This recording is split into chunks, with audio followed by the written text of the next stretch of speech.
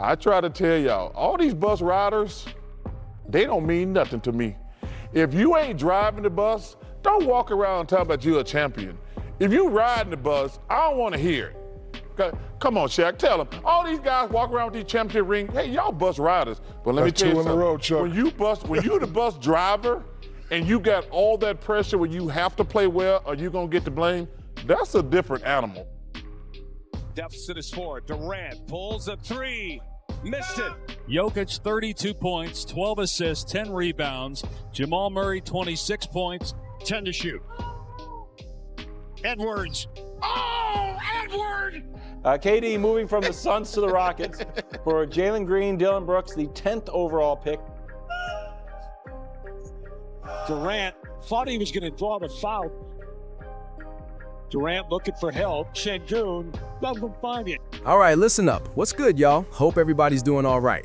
Now hold up, when you look at that 4-5 matchup in the Western Conference, the Lakers are going up against the Rockets. Before Game 1 even tipped off, I'm not gonna lie, I wasn't interested in this series at all. Because let's be real, Luka and Austin Reeves, 2 of LA's key players, were already ruled out. On paper, Houston should have handled this Lakers squad easily, like no more than 6 games, right? But then, boom, right before Game 1, everything shifts. Out of nowhere, Kevin Durant suddenly can't play and is sidelined with this random injury situation. They said it was some kind of knee bump or whatever. Either way, Durant is ruled out for Game 1, and now the whole dynamic of this series just changed overnight. Kevin Durant was apparently going after a loose ball at practice on Wednesday, and he bumped knees with a team. All right, hold up. So when it comes to KD's so-called injury in Game 1, here's how I'm reading it. Do I think he was actually a little banged up? Yeah, I do. But at the same time, when you really look at this matchup, here's what I think Houston was thinking going into Game 1 with KD already heating up. They saw a Lakers team that was clearly undermanned and probably figured KD could play if needed, but why risk it? In their minds, they should have been able to beat LA even without him stepping on the court. And that exact mindset, that's what ended up giving the Lakers a real shot.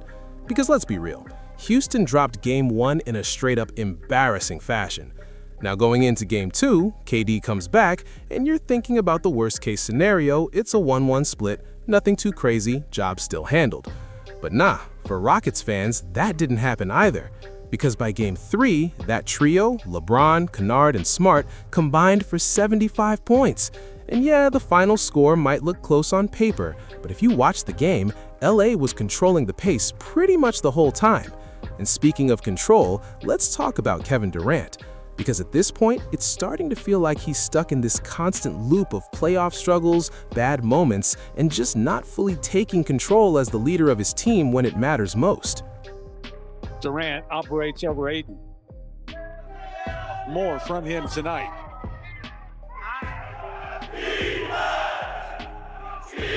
Durant. And hold up, this is where things get ugly. When it came to stopping that whole mess, KD in the second half of Game 2 was basically a no-show. We're talking about just one made field goal, and that came when the game was already slipping out of reach. For someone people call one of the greatest scorers ever, that just can't happen. This is Kevin Durant we're talking about, the so-called unstoppable force. And yet, in that second half, he went 1 for 5 from the field, missed all his shots from 3, split his free throws, and turned the ball over 5 times. That's not just a bad stretch. That's a complete breakdown when your team needed you the most. 5 on the shot clock. Durant. Jackson Hayes got a piece. Starts the break for the Lakers. The lob. Durant had 5 shots in that first quarter, only 4 more since. The double on Durant, taken away by Smart. 6 of 19 in Game 1. Turnover. Durant looking for help. Now, hold up. Once again, when you look at Houston as a whole, this is not a perfect team. Offensively especially, they're nowhere near elite. But when you zoom in on Durant as a player, here's where things get tricky. In theory, you're swapping out guys like Dillon Brooks and Jalen Green and bringing in Kevin Durant, an automatic bucket, right? To Rockets fans, KD was supposed to be the solution to everything. But in reality, it's starting to look like he became the problem instead of fixing anything. Because if you go back to Game 2, this kept happening over and over. Anytime KD saw even a soft double team or extra help, he looked uncomfortable. He hesitated, forced plays, and didn't seem to have a clear answer. And the numbers back it up. He finished that game with 9 turnovers. And listen, those second-half turnovers, they were bad, like completely unforced mistakes. And this is where the bigger conversation comes in. When you compare KD to all-around engines like LeBron James or Steph Curry, it hits differently. KD is more of a weapon, elite scorer, yes, but not necessarily that full control player in the mold of a Kawhi Leonard-type system piece. And here's the crazy part, this isn't even new. If you go back just a month ago when the Lakers played Houston with Luka Doncic active, the same exact issue showed up. Durant versus double teams, again, no real answers. Same pattern repeating itself. I just feel like it just makes it stagnant. I mean, when I come across half and then, you know, they wait on me to drive, but I know they come in a double, so I wait a split second. Like, I just think the whole process is too slow, and I just think that is all on me because the team, when they see me, it just feel like 1-on-5, to be honest. Now hold up, when you really look at the Lakers' defensive game plan, some people are giving Reeves crazy credit like he's some kind of mastermind who figured Durant out completely. That's the narrative being pushed, but honestly, I'm not really buying that. If you actually watch those double teams, there's nothing special going on. It honestly feels more like a middle school AAU game. One team playing harder, faster, hungrier, while the other just looks lost with no answers. And again, when you focus on Durant in those moments, he looks flustered, overwhelmed, making bad passes and low IQ decisions. For all the criticism LeBron gets, one thing he's not doing in that same situation is making those kinds of mistakes repeatedly. He might mess up once, sure, but not over and over like that. And that's really what this comes down to. Offensively, KD is an elite weapon, one of the most lethal scorers ever, no debate.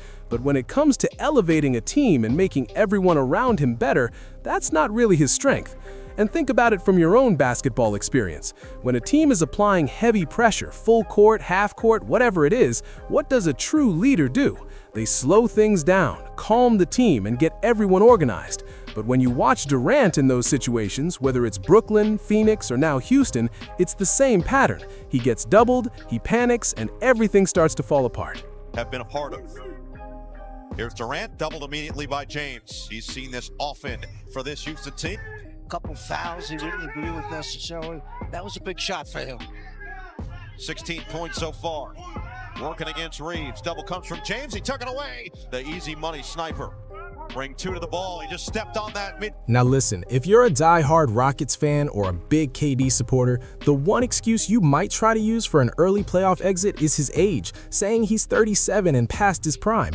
And to be fair, in most situations, that argument would actually hold up. It would make sense. But hold up. In this series, that excuse just doesn't fly, and that's really the key point here. Let me go back to something I said earlier. When you compare LeBron to Durant right now, the pressure isn't the same. On one side, the Lakers are undermanned, expectations are low, and LeBron's legacy is already locked in. But on the other side, Durant, his legacy is still solid, but he still has time to add to it, to win another ring and silence the critics. Losing in Houston like this does the complete opposite. It actually makes him look worse, and you already know what that does. It fuels the anti-KD crowd even more. It reinforces what they've been saying this whole time, that Kevin Durant as a player is an elite weapon, no debate.